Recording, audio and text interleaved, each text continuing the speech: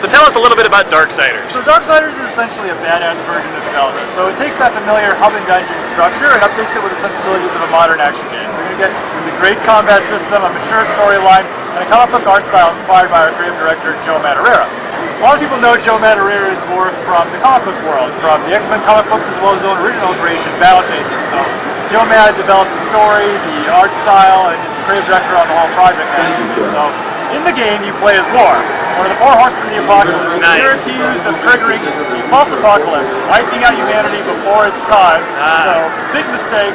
There's a big conspiracy involved that kind of set you up for this, but you take the fall. So, as punishment, you are stripped of your powers by this governing body called the Charred Council. Before they kill you, you say, I know I didn't do it, send me back to Earth. Either I will figure out who did it, or I'll die there, and your punishment will be executed anyway. So they accept this, they send you back to Earth, and you're just on a quest to figure out who really did it, get your revenge, and get your... So now, how are you guys handling the religious aspect of the game, and, as opposed to the secular aspect of the game? Like, how are you? Yeah, how are you balancing that? The game is inspired by the Four Horsemen mythos from the Bible that everybody knows, so it's a really cool out for people.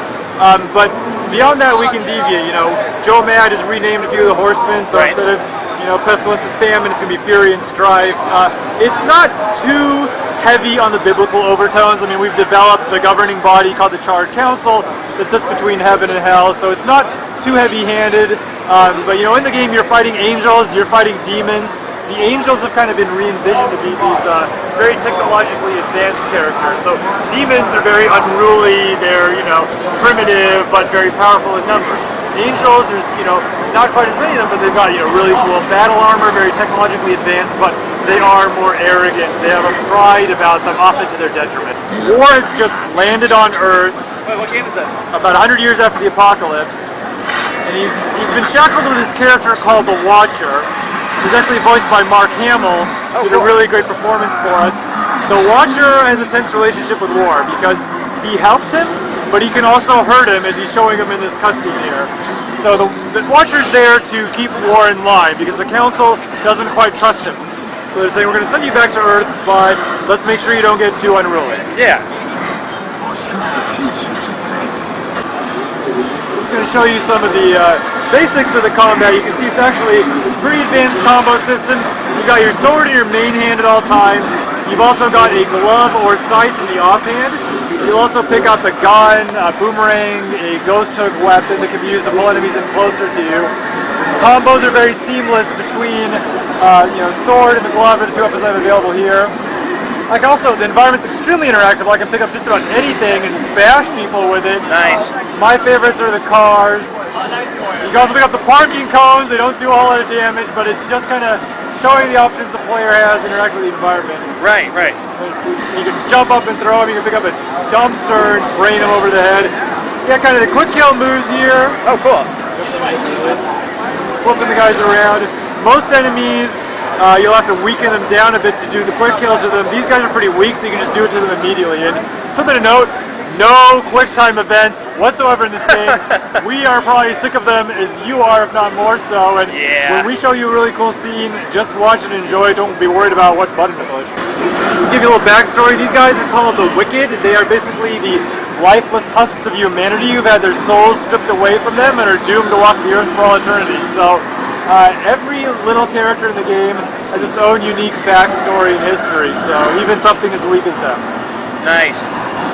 This shows you a little bit of the exploration options. So I'm supposed to go up, but I fell down and I found a secret treasure chest. So the game is full of little surprises. You want to be able to explore every nook and cranny, and that's why we have the free camera. You can really control at will.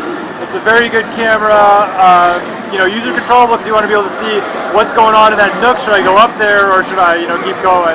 But the camera also, like you're seeing here, it follows me extremely well, even if I'm not controlling it.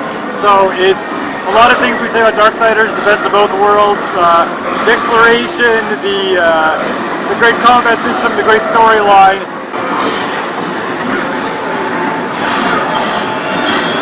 So now, can you upgrade War? Does he get more powers as he goes on, or? Yeah, absolutely. We've got a demon merchant called Vulgrim who uses souls. Those are the currency of the game. You can upgrade to buy new techniques, make some of your techniques more powerful, even a new weapon, and you can even get potions from them. As well as we said before, explore every nook and cranny. There's a lot of great secrets in the game. As you're getting more of those secrets, if your friend's not, your guy's going to be better than his. You can also dash. You can target enemies and dash around and do a little circle strafe action there. So the combat system is actually very easy to learn, hard to master kind of deal. Yeah. Which is great because it makes the game accessible, but even as you're playing it 10, 15, 20 hours, you're still learning, you're still getting better. You know, even the people that we have working for the company that play the game are learning new things about it, you know, each day. Oh, wow. Is this considered a boss, or is this just a tougher bad guy? I was about to say, this is not a boss, don't get too excited, but he is kind of the boss of this particular level. I mean, Darksiders is full of mini-bosses.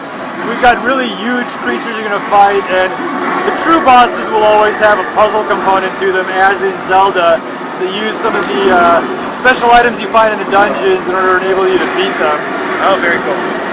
You know, this guy can be beat in a couple ways just by being, you know, a good action gamer and not getting hit too much. Actually, let's watch this cutscene here. It's pretty cool. Nice.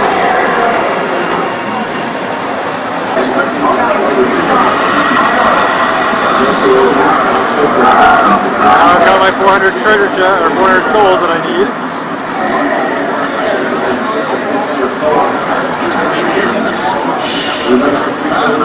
And I'll head back to Volgrim and we'll see what he has to give us.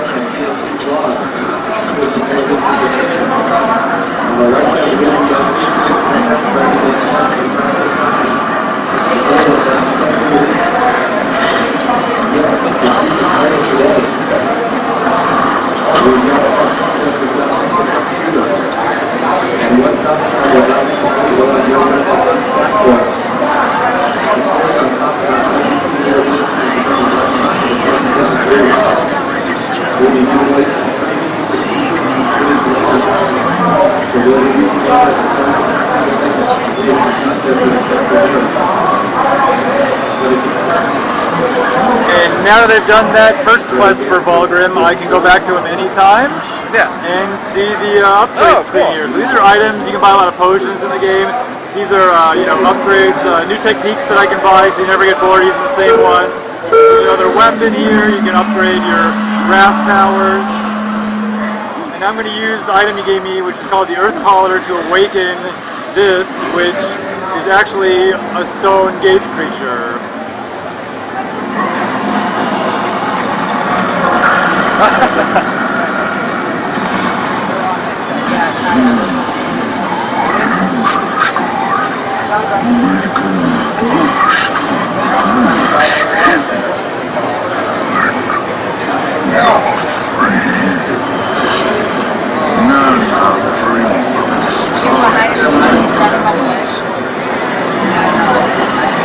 And you can really see the scale of this guy. He's actually got an entire cemetery up on his back. You can see whenever he bends down.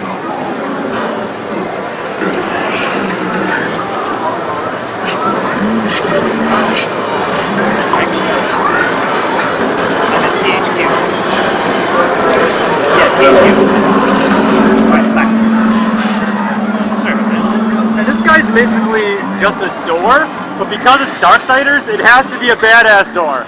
Everything has to be more epic, bigger. We always want to entertain the player no matter what you're doing. Very cool. And that was the Comic-Con demo. Hope you enjoyed it. That's right. Thank you very much. I appreciate it. Check out the game, January 2010.